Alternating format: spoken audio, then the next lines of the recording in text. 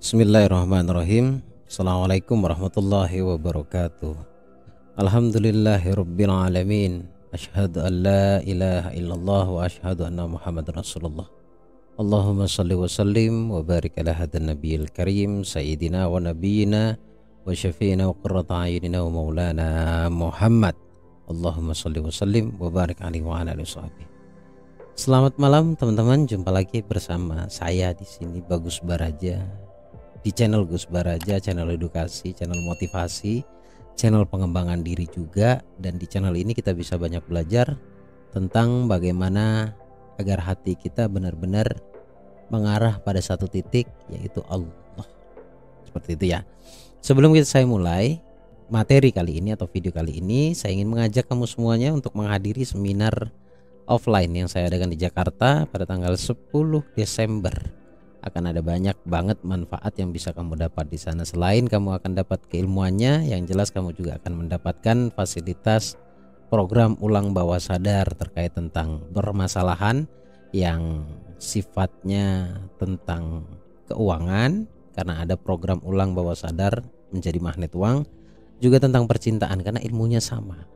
Dan di sana kamu juga akan mendapatkan terapi luka batin dan terapi mental block. Manfaatkan kesempatan ini, dan untuk pendaftarannya silakan langsung hubungi nomor telepon yang tertera di layar monitor atau klik link yang ada di deskripsi. Dan untuk yang online, kamu juga bisa gali informasinya via admin ya. Baik Bapak Ibu semuanya, Bang Kakak, saudara saya dimanapun kamu berada, baik yang nyimak secara langsung ataupun yang nyimak siaran ulangnya, saya doakan Allah berikan kelimpahan ya, Allah berikan kebahagiaan, dan Allah sehatkan kita semuanya, amin ya rabbal alamin. Kali ini saya akan bahas tentang pertanyaan banyak orang. Jutaan manusia bertanya tentang ini, yaitu bagaimana sih sebenarnya agar doa kita mudah dikabulkan oleh Allah. Ya bukan cepat kata-katanya ya. Kalau cepat itu kurang enak didengar oleh bawah sadar. Mengapa? Kalau cepat itu cenderung memaksa gitu ya. Jadi saya gunakan kata agar Allah mudah untuk kabulkan apa yang kita inginkan ataupun apa yang kita butuhkan. Baik, ngalir saja ya, kita sharing di sini ya. Mengapa doa kita selama ini ada yang belum terkabul dan ada juga yang sudah terkabul. Tapi kita akan bahas mengapa doa kita ada yang belum terkabul. Yang pertama, saya akan selalu bicara tentang kesadaran. Sadar apa sih sebenarnya? Sadar gak sih bahwa yang mengabulkan doa kita itu Allah? Semua yang mendengarkan ini akan tiba-tiba menjawab, ya sadar dong gitu kan. Maaf, saya tidak sedang berbicara dengan pikiran sadar Anda, tidak berbicara secara logika, tapi saya bicara dengan hati Anda. Kita dari hati ke hati. Apakah iya betul-betul Anda percaya bahwa yang mengabulkan doa itu Allah? Kalau Anda percaya, mestinya kita tidak mendahului Allah. Dalam artian begini, syarat utama dalam berdoa adalah yakin. Yakin itu percaya, percaya itu patuh, patuh itu tunduk. Nah, apakah hati kita ini benar-benar berada di posisi yakin? Sekali lagi, kalau Anda bilang percaya, yakin, saya pun punya pertanyaan ulang. Apakah hati kita ini benar-benar tidak mendahului Allah? Apakah di hati kita ini benar-benar yakin bahwa Allah yang mengabulkan doa kita? Karena logika sederhana secara keilmuannya, saat kita berdoa itu pasti yang kita inginkan adalah sesuatu yang di luar nalar kita, di luar akal kita. Oke. Katakanlah biasanya kamu mendapatkan 10 juta, lalu kamu ingin mendapatkan 10 juta, kamu gak berdoa pastinya. Tetapi yang disebut doa adalah lebih daripada itu. Logika berpikir itu tidak masuk akal. Tetapi kita sering membantah itu seketika, yang saya sebut dengan kita selalu kritis terhadap doa-doa kita. Nah, kalau tidak masuk akal, bukan berarti doanya ini dibuang, tapi masukkan ke tempat yang lebih besar, lebih luas, yaitu hati. Karena hati cenderung menerima, kalau pikiran kita, akal kita cenderung menolak. Oke? Itu yang pertama. Kemudian yang kedua, orang kalau sadar bahwa Allah yang mengabulkan, dia merasa aman. Aman dalam artian begini. Ini masuk pada definisi keberlimpahan atau berlimpah. Orang yang percaya kepada Allah, hidupnya sama sekali tidak bergantung ya, tidak bergantung pada apa selain daripada Allah. Hanya bergantung kepada Allah. Jadi di dalam hatinya hanya percaya satu hal, bahwa Allah akan selesaikan semuanya. Mengapa percaya hal seperti itu? Karena Allah tidak akan membebani satu manusia, satu kaum di luar batas kemampuannya. Itu prinsip orang yang berlimpah. Untuk menyadari agar kita yakin dan kita berlimpah, kita harus percaya dengan apa yang sudah dijanjikan oleh Allah. Dengan kata lain, kita menghilangkan rasa takut di dalam diri kita. Ini bicara kesadaran ya, bicara kesadaran. Karena kalau kita sadar akan beberapa hal yang saya sampaikan tadi dan yang akan saya sampaikan, insya Allah semuanya akan dimudahkan oleh Allah. Akan dimudahkan oleh Allah. Saya, Bapak Ibu, saya pernah berada di fase di mana saya mungkin berada di fase Anda saat ini. Dulu saya, yaitu Anda yang sekarang. Dimana ketika kita punya permasalahan, apapun itu bentuknya, baik itu keuangan ataupun percintaan, ada di dalam benak saya bahwa saya tidak mungkin sampai pada satu titik yang saya inginkan, sehingga membuat saya drop, membuat vibrasi saya semakin lemah. Dan ketika saya berdoa, saya selalu mengukur doa saya itu sesuai nalar saya, sesuai akal saya. Dengan kata lain, saya tidak menempatkan kepintaran saya pada tempatnya. Dan kebanyakan doa tidak terwujud itu disebabkan kita terlalu pintar. Ini saya tidak mengatakan bahwa pintar itu dilarang, tidak ya. Yang saya maksud pintar adalah efek dari terlalu pintar. Kebanyakan orang akan selalu mengedepankan akalnya atau logikanya, sehingga doa sekalipun itu harus masuk akal ya, karena kita memang tidak dididik totalitas dalam spiritual, dalam hidup ya. Semua harus terjadi sesuai dengan apa?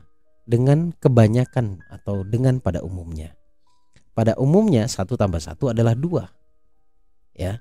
Pada umumnya ketika saya terlahir sebagai orang miskin, seakan-akan dalam diri saya itu, prinsip yang saya masukkan ke dalam hati saya dulu, entah itu karena sebuah informasi ataupun memang saya melihat sendiri, ketika saya terlahir di lingkungan orang miskin, saya nggak mungkin kaya. Nah ini kan menurut akal saya gitu. Jadi ketika semuanya harus masuk akal, maka makin jauh yang namanya keajaiban. Ini konteksnya saya bicara, saya sharing kepada kamu semuanya. Apa sih sebenarnya yang membuat doa kita terkabul dan kenapa doa kita tidak terkabul? Ya karena memang kita tidak benar-benar percaya pada Allah. Yang saya maksud adalah hati kita. Makanya tadi saya di awal mengatakan bahwa saya berbicara dengan bawah sadarmu. Dengan kata lain, kalau pertanyaannya spesifik, lantas apa yang harus saya lakukan, Gus? Ada memori di dalam diri kita yang saya sebut dengan hati. Secara keilmuan disebutnya bawah sadar. Kita menyimpan banyak memori yang tanpa kita sadari bahwa sebenarnya yang kita yakini yaitu ya memori itu. Memori apa? Memori kemiskinan, kalau saya bilang dengan contoh yang saya sampaikan terjadi di saya tadi. Karena saya percaya bahwa orang miskin itu tidak akan kaya. Orang yang terlahir miskin ya tidak akan kaya lah, intinya seperti itu. Nah ini tersimpan di dalam memori atau di dalam hati saya. PR saya adalah bagaimana caranya membuang ini semua. Lalu saya menemukan satu cara. Ternyata Allah mengabulkan itu, atau Allah mengabulkan doa saya itu karena Allah sayang. Nah lalu saya berpikir bagaimana agar caranya Allah sayang kepada saya. Saya juga menemukan jawabannya pada diri saya sendiri ya. Pada diri saya sendiri jawabannya adalah ya betul. Kalau ingin Allah sayang, maka perbaiki diri dulu. Nah perbaiki diri ini kompleks, banyak banget sebenarnya komponennya. Intinya begini, kalau kita perbaiki memori yang ada di dalam hati kita, di dalam bawah sadar kita, maka kita juga akan bisa merubah keyakinan kita. Nah, ini kalau Bapak Ibu atau teman-teman semuanya yang nonton saat ini bertanya bagaimana doa itu bisa terkabul, ya saya harus sadar bahwa sejatinya doa saya itu ya itu yang ada di dalam hati saya, di dalam bawah sadar saya. Dan ternyata yang ada di dalam bawah sadar saya adalah bukan keberlimpahan tapi sebaliknya, yaitu kekurangan, kemiskinan dan lain-lain. Belief sistemnya itu bertolak belakang dengan apa yang saya inginkan. Muncul sebuah kesadaran dan pada akhirnya saya berproses membenahi diri, dalam artian membenahi pola pikir saya, memperbaiki mindset saya, memperbaiki memori atau program yang ada di dalam bawah sadar saya. Dulunya saya terprogram miskin, dan pada akhirnya ketika saya memprogram sebaliknya, ya, saya memprogram diri menjadi kaya. Tapi kaya atau definisi kaya menurut saya adalah kepuasan dan kemudahan. Itu definisi kaya menurut saya, bukan banyaknya uang. Karena rezeki bagi saya itu luas, bukan hanya uang tetapi kesehatan juga rezeki, ya, kebahagiaan juga rezeki, luas lah pokoknya yang namanya rezeki. Nah, di situ saya putar balik program itu dengan cara apa?